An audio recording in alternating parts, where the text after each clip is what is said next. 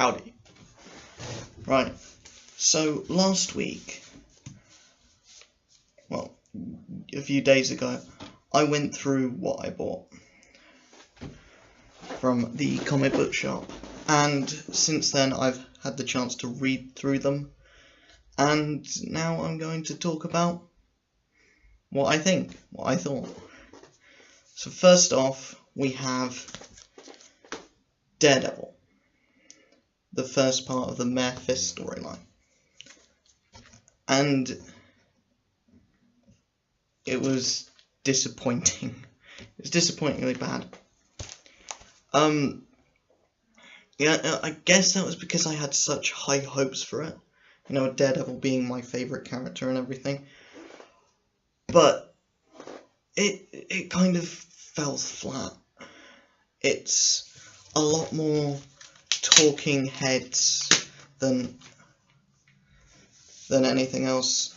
Because my favourite thing about Daredevil isn't the whole lawyer aspect. It's fine that it's there. It's an interesting plot point, but it doesn't need to be the focal point. I always found the stories that I always find most interesting with Daredevil is when it goes with his religious background. Those are the stories that I like from Daredevil. And this plays more on the lawyer aspect. Also the art. The art isn't really great, but it's fine, it's serviceable, but it's not great. I do like the fact that they're pushing for Wilson Fisk to be not really heroic. He's definitely the villain of the arc, but he's not really the mob boss, the tactical guy anymore. He's reached the top. He is now better than Matt Murdock. He now has all of the power, and he can use that to his advantage. That's an interesting vantage point for him.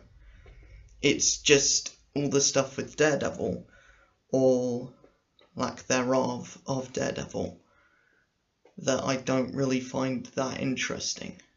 I always thought that Daredevil was...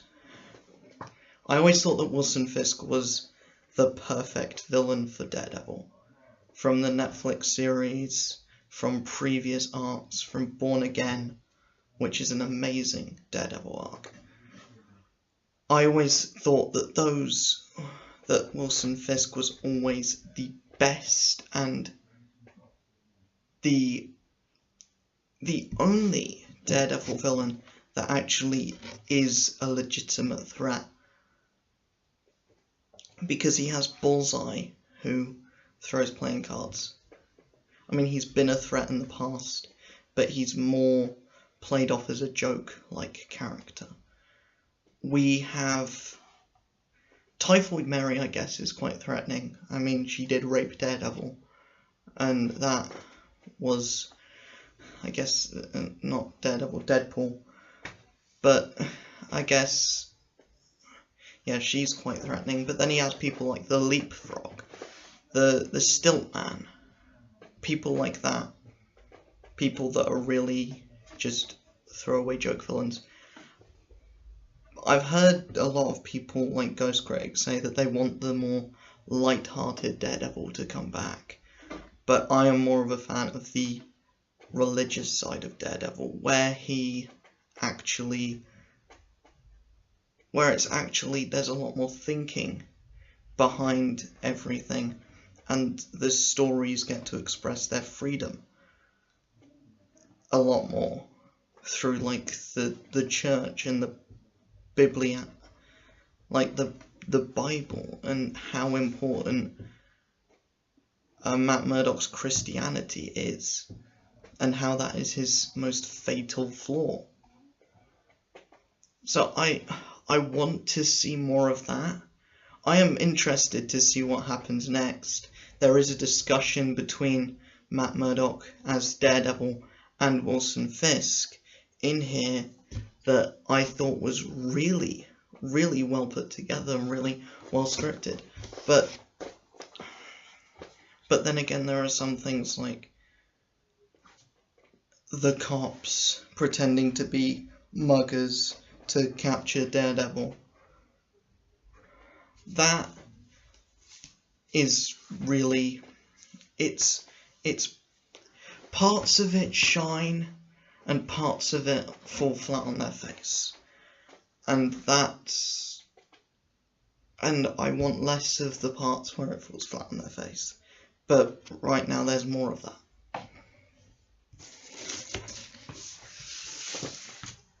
And next, Spirits of Vengeance issues 2 and 3.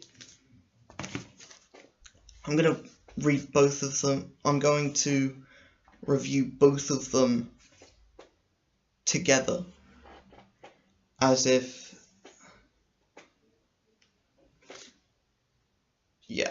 I'm going to review both of them together because they should be spoken about together.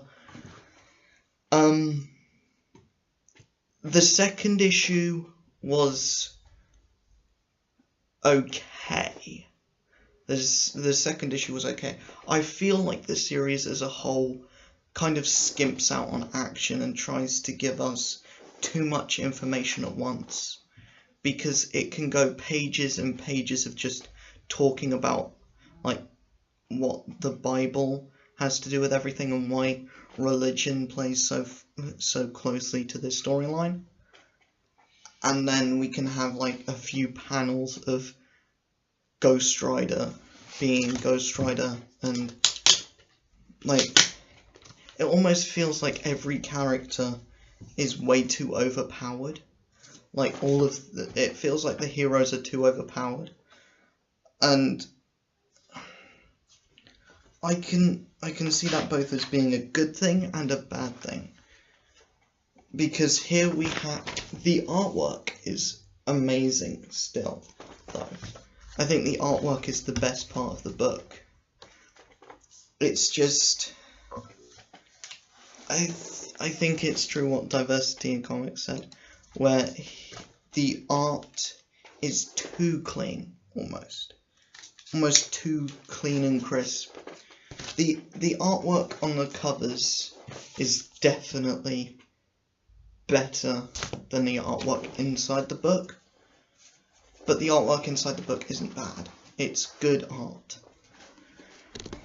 It's just sometimes, I mean, Ghost Rider is drawn well. Damon Hellstrom is drawn well. If you want to see everything drawn well, then Spirits of Vengeance. If you want to see a solid, what could be solid story, but it's almost as if it's rushed. It's trying to go too quickly to fit into 5 issues, and it doesn't need to. It almost should be like a 7-issue miniseries, because it feels like it's that scale, because the story arc's called War for the Gates of Hell, or War at the Gates of Hell. That should be 7 issues. That should be an epic storyline. It shouldn't be Damon Hellstrom, Ghost Rider, Blade, and Satana talking to people. It shouldn't be talking heads all the time. It should be flat out action. I think they're saving that for the last issue. I think they're saving everything for the last issue, the last 2 issues, because from the end of the second issue, it does look like they're definitely gaining towards this war, whatever that ends up being, because like right now it's just been the 4 against like several hundred demons, and they've never been the 4 together. Throughout the last 3 issues, they've never been the 4 together, In the first issue, there was no Satana. In the second issue, Satana's in it a little bit, but the fight is Damon Hellstrom, Blade, and Ghost Rider.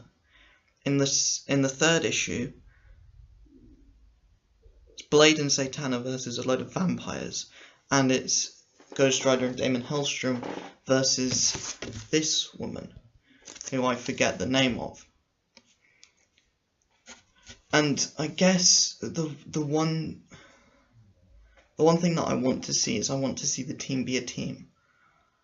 Because I don't think they've actually spoken to each other yet. I mean, we've had some, like, conversations between... I don't think we've actually had that scene where they're sitting at a table and talking as a team. And with all the talking heads that happens throughout all the issues so far, there has been no, like, back and forth between any of the members. It's almost like Damon Hellstrom gives exposition, and then there's like two pages of fire everywhere, and it's got potential. The storyline is engaging if they gave more of an emphasis on it, and if they wrote it, and if Gischler wrote it better. I think the artwork definitely saves it. The artwork is very well drawn. Ghost Rider looks like Ghost Rider. Damon Hellstrom looks like Damon Hellstrom. Blade acts and looks like Blade. He doesn't go around delivering pills. He's not a delivery boy. He's not fighting. It's not like fighting Howard the Duck as a vampire. He's actually being a badass. He's being Wesley Snipes. A Wesley Snipes badass. Some people would say, oh, that shouldn't be. He shouldn't be like he is in the film. But the film is based on Blade, so he should be like he is in the film. Unless if that film is, say, Batman and Robin. So, yeah. Daredevil, I'm looking forward to see where they go. And from what the solicitations have said, it does look like it gets better. And like it does look like the storyline will get bigger. Because this type of storyline that it is, it can't just encapsulate Daredevil and no one else. Like, Wilson Fisk has put a ban on all vigilantes. That includes the Punisher, Luke Cage, the rest of the Defenders, Spider-Man, even into the way of the Avengers. Like, they've got to get involved somehow. Spirits of Vengeance, I'm going to finish it off. Whether I enjoy the rest of it, the next 2 issues, that's anyone's guess. But I think I'm gonna like them. I can't see, like, the only way is up.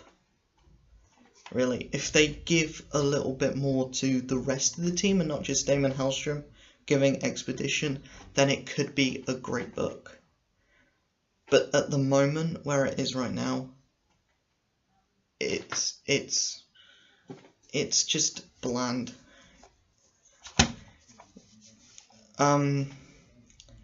So those are my thoughts on the books that I read this week.